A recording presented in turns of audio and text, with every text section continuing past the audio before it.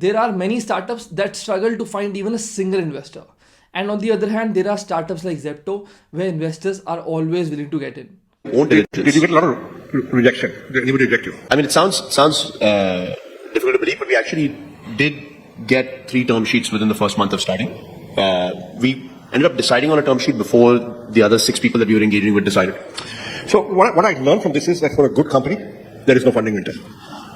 You will get your money, but are you a good company is the question. And how do you get your company to a position where you'll be regarded as a good company by investors? And if you also run a startup like Zepto where multiple investors are willing to pitch in, then it is no problem for you to speak to multiple investors until you execute the term sheet. Because once the term sheet is executed, you should not be ideally speaking to other investors apart from this particular investor that you have signed the term sheet with. But why am I exactly advising this is something that you will learn from this video.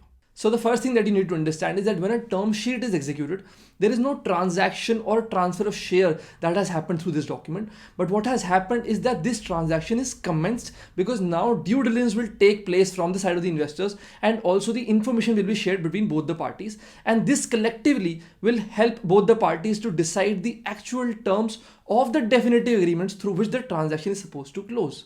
And because in this time period that exists between the execution of the term sheet and the execution of the definitive agreements, the investor is going to incur some costs and efforts. So in order to protect their interests, most term sheets would provide for an exclusivity clause, which provides that during the course of this transaction, the promoters or the founders or any associates of this investee startup company cannot be speaking to other investors to raise money. And while most people, including startup founders, think that term sheets are generally non-binding, so they can breach it without any consequence, but this understanding of the term sheet is incorrect, because there are cases where term sheets have been held to be binding, and even when they are not fully binding, at least some clauses of these term sheets are generally considered to be binding, which does include a confidentiality and even an exclusivity clause, which means that if you are breaching any of those clauses, then there can be legal consequences for the same.